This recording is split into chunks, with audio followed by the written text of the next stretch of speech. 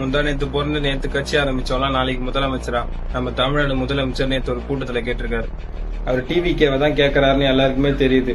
எனக்கு ஒரே ஒரு கேள்விதான், நீங்க ரெண்டு கட்சியும் மாத்தி மாத்தி இந்த தமிழ்நாட்டை இத்தனை வருஷமா ஆட்சி செஞ்சீங்களே, ஆனா இன்னமும் தமிழ்நாட்டுல நிறைய தீராத பிரச்சனை இருக்கு.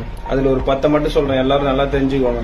இன்னும் நிறைய இடத்துல ஏரி குளம்லாம் தூர் வாராம, நிலத்தடி நீர் மட்டம் குறைஞ்சி குடிநீர் கிடைக்காம மக்கள் எல்லாம் எப்ப வாடகை டேங்கர் வரும்னு காத்துட்டு இருக்காங்க. ரெண்டாவது, தண்ணி இல்லாம விவசாயம் ரொம்ப பாதிக்கப்படுது. உற்பத்திக்கு சரியான விலை கிடைக்காம விவசாய கடனை கட்ட முடியாம நிறைய பேர் தூக்குமாடி செத்துட்டு இருக்காங்க. மூணாவதா, வேலை வாய்ப்பு குறைபாடு. 16,000 வேகன்சிக்கு 20 லட்சம் பேர் அப்ளை பண்றாங்க.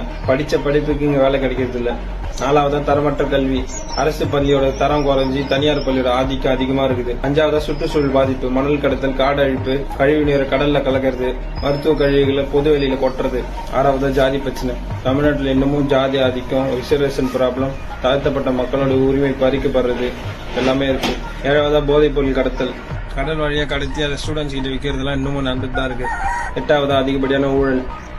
எங்க போனாலும் லஞ்சம். கம்ப்ளைண்ட் கொடுக்க போனாலும், சர்டிபிகேட் வாங்க போனாலும், ஏன் டிரைவிங் லைசன்ஸ் வாங்க போனா கூட லஞ்சம் கொடுக்க வேண்டியதா இருக்குது. 9வதா, டிராபிக் பிரச்சனை.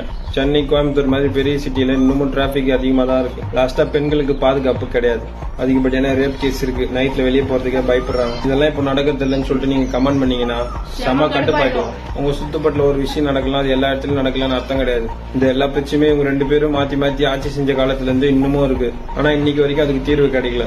புதுசா யாராச்சும் வந்தா வச்சு மாற்றம் நடந்துடாதுன்ற நம்பிக்கையில தான் எல்லாரும் டிவிக்கு ஆதரவு கொடுக்குறாங்க. நிறைய பேர் கமெண்ட்ல வந்து நான் அணிலின் அடிமைன்னு கமெண்ட் பண்றீங்க. தமிழ்நாட்டில் நடக்கிற பிரச்சனையை தெரிஞ்சு மாற்றத்தை எதிர்பார்க்கிறோம்னு அணில் குஞ்சு நீங்க சொன்னீங்கன்னா அணில் குஞ்சாவே இருந்துட்டு போறேன். பிறப்புக்கும் எல்லா உயிருக்கும்